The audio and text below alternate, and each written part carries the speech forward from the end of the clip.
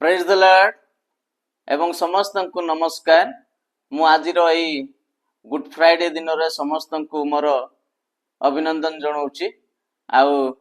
मु आज ए शुभ वार्ता बा गुड फ्राइडे दिन रे आपण मान को किछि कहबा पई जाउची।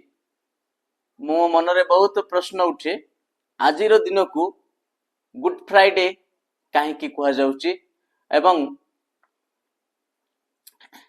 कहीं पालन करा जाउची। ए विषय मो मन रे उंकी मारला, तेणु मु आपण मान को सामना रे मध्य मु ताहा रखिया पई चाहूची।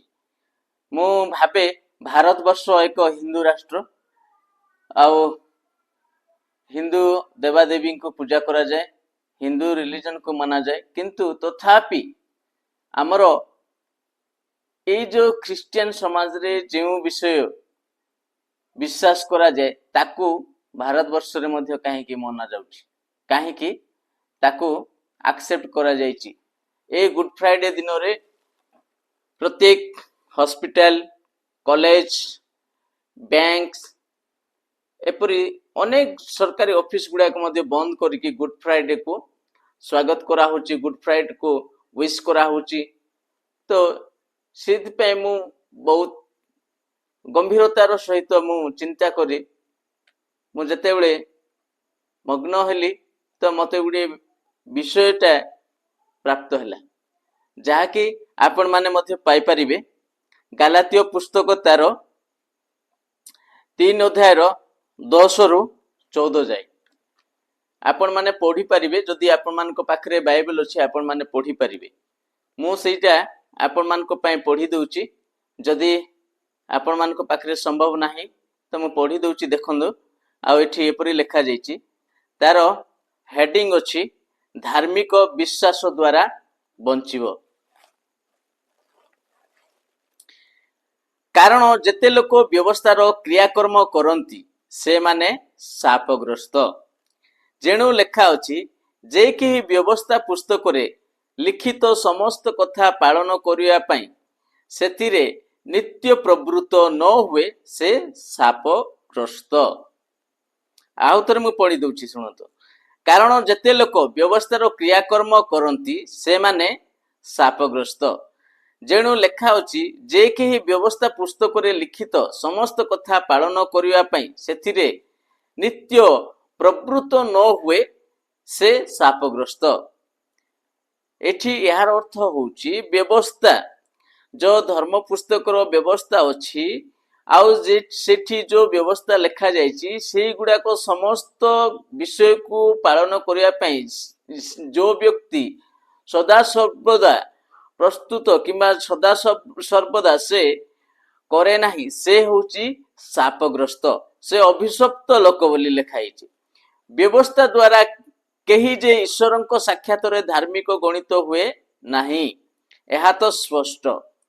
आर 11 पदर लिखाइछि भाई माने जे व्यवस्था द्वारा केही भी व्यक्ति धार्मिक गणित हेई पारिबो नाही, एहा तो स्पष्ट।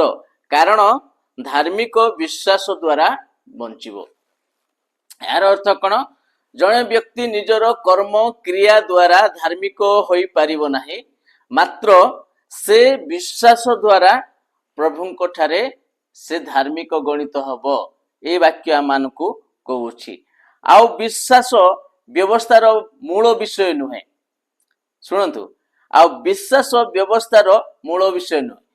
विश्वास कले व्यवस्था जड़े पालन करू नाही कि जो व्यवस्था अछि ताकू से संपूर्ण करू नाही, मूल विषय नुहे। व्यवस्था रो मूल विषय नुहे जे एही सब पालन करे से सेथिरे बंचिबो, किंतु व्यवस्था जे पालन करिवो से व्यवस्था पालन द्वारा निजको से बंचै पारिबो, किंतु से धार्मिक गणित हेबो नाही। व्यवस्था माने कोन? आमे व्यवस्था बहुत जानिछु। जो व्यवस्था या कले या हबो, या कले या हबो, से व्यवस्था कंडीशनल। से व्यवस्था को पालन जे करिवो से व्यवस्था माध्यम रे से निजको बंचै पारिबो। व्यवस्था माध्यम से पृथ्वी रे से माने ଲାଳିତ ପାଳିତ ହେଇପାରିବ ବ୍ୟବସ୍ଥା ପାଳନ କରି, କିନ୍ତୁ ସେ ଧାର୍ମିକ ଗଣିତ ହେଇପାରିବନି। ବାଇବେଲ ତାକୁ ପ୍ରମାଣ ଦଉଛି। ଏହି ଯେ ପାଳନ କରେ ସେ ସେଥିରେ ବଞ୍ଚିବ। ଯୀଶୁ ଖ୍ରୀଷ୍ଟଙ୍କ ହେତୁ ଅବ୍ରାହମଙ୍କର ଆଶୀର୍ବାଦ ଯେପରି ବିଜାତି ମାନଙ୍କ ପ୍ରତି ବର୍ତ୍ତେ, ପୁଣି ଆମ୍ଭେମାନେ ଯେପରି ବିଶ୍ୱାସ ହେତୁ ପ୍ରତିଜ୍ଞାତ ଆତ୍ମା ପ୍ରାପ୍ତ ହେଉ। ଯୀଶୁଖ୍ରୀଷ୍ଟ ଜଗତରେ ଆସିବା ଦ୍ୱାରା ଅବ୍ରାହମଙ୍କର ଆଶୀର୍ବାଦ ଯେତେ ଜଣ ଯୀଶୁଙ୍କୁ ଗ୍ରହଣ କଲେ ସେ ପ୍ରତ୍ୟେକଙ୍କ ଜୀବନରେ ଆସିଲା। ଠିକ ସେହିପରି ଯଦି ଆମେ ବିଶ୍ୱାସ କରୁଛୁ, ବିଶ୍ୱାସ ଦ୍ୱାରା ଆମେ କଣ କରିପାରିବା? ପ୍ରତିଜ୍ଞାତ ଆତ୍ମା ପ୍ରାପ୍ତ ହେଇପାରିବା। ଯୋ ଆତ୍ମା ପ୍ରଭୁ କହିଛନ୍ତି ଯେ ଈଶ୍ୱର ଜଗତର ସୃଷ୍ଟିକର୍ତ୍ତା, ଯେ ତମେ ମାନେ ଆତ୍ମା ପ୍ରାପ୍ତ ହବ, ଯୋ ଅମର ଆତ୍ମା ପ୍ରାପ୍ତ ହବ, ଯାହାକି ତମକୁ ପାପରୁ ମୁକ୍ତି ଦେଇପାରିବ, ଯାହାକି ତମ ସାଂସାରିକ ଜୀବନରୁ ମୁକ୍ତି ଦେଇପାରିବ। ସେଇ ବିଷୟକୁ ଆମେ କେମିତି ପ୍ରାପ୍ତ ହେଇପାରିବା? ନା ଆମର କର୍ମ, ନା ଆମର କ୍ରିୟା।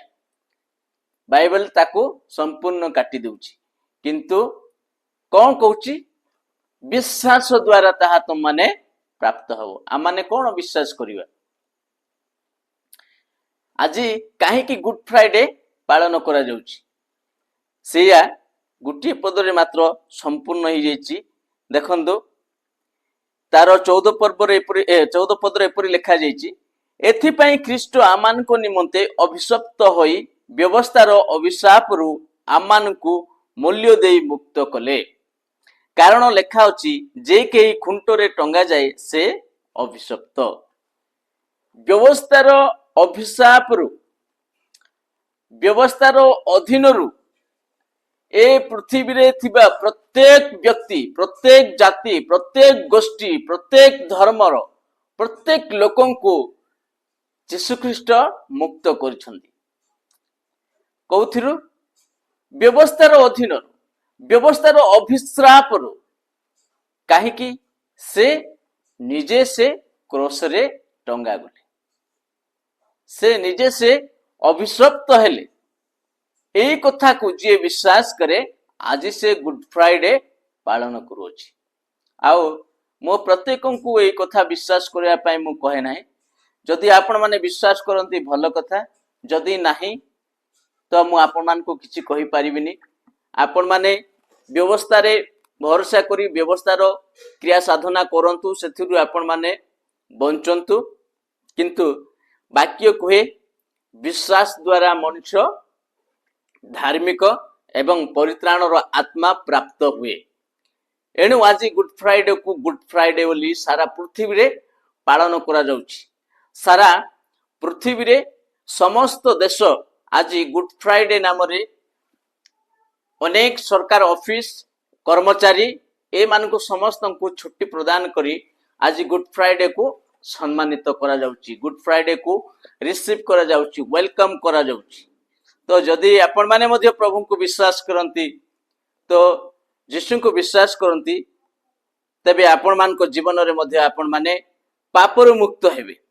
ଆପଣମାନେ ଭାବୁଥିବେ, ନାଇଁ ମୁଁ ଧର୍ମ କର୍ମ କରିବି, ଆଉ ମୁଁ ଧାର୍ମିକ ଗଣିତ ହେବି, ଆଉ ପାପରୁ ମୁକ୍ତି। ଆପଣମାନେ ନିଜର କର୍ମ ଧର୍ମରୁ କେବେ ମଧ୍ୟ ଆପଣମାନେ ପାପରୁ ମୁକ୍ତି ପାଇବେନି, କି ଆପଣମାନେ ପ୍ରଭୁଙ୍କ ଠାରେ ଧାର୍ମିକ ଗଣିତ ହେବେନି। କେବଳ ବିଶ୍ୱାସ ଦ୍ୱାରା। କଣ ବିଶ୍ୱାସ କରିବେ? ପ୍ରଭୁ ଆପଣଙ୍କର ପାପ ପାଇଁ କ୍ରୁଶରେ ବିଦ୍ଧ ହେଲେ ଏବଂ ଆପଣଙ୍କୁ ପାପରୁ ମୁକ୍ତ କରିଛନ୍ତି, ଏବଂ এই ସାଂସାରିକ ସମସ୍ତ ପାପ ତମମାନଙ୍କ ଉପରେ କେବେ ମଧ୍ୟ ଜୟ କରିପାରିବନି। ଏବଂ ପରମେଶ୍ୱର ଯୋଉ ଯୀଶୁଖ୍ରୀଷ୍ଟ, ଯେ କି ତୃତୀୟ ଦିନରେ ଅର୍ଥାତ୍ ଆସନ୍ତା ରବିବାର ଯୋଉ ଇଷ୍ଟର ସଣ୍ଡେ କୁହାଯାଏ, ସେଦିନ ସେ ପୁନରୁତ୍ଥିତ ହେଇଥିଲେ। ପାପକୁ ଜୟ କରି, ଅଭିଶପ୍ତକୁ କାଟି ସେ ମୃତ୍ୟୁ ଉପରେ ଜୟ କରିଛନ୍ତି। ସେହି ଜୟ ଆପଣମାନେ ପାଇପାରିବେ। ଏହା ହେଉଛି ଗୁଡ୍ ଫ୍ରାଇଡେର ମହତ୍ଵ ବିଷୟ। ଏଣୁ ମୁଁ ମତେ ଶୁଣୁଥିବା ପ୍ରତ୍ୟେକ ଭାଇ ଭଉଣୀ ମାନଙ୍କୁ ମୁଁ ଧନ୍ୟବାଦ ଦିଏ, ଏବଂ ଆପଣମାନଙ୍କୁ ଯଦି ଏ ମେସେଜ ଠିକ ଲାଗିଛି, ଆପଣମାନେ ଆପଣଙ୍କର ଭାଇ ବନ୍ଧୁ କୁଟୁମ୍ବ ପ୍ରତ୍ୟେକଙ୍କୁ ସେୟାର କରନ୍ତୁ।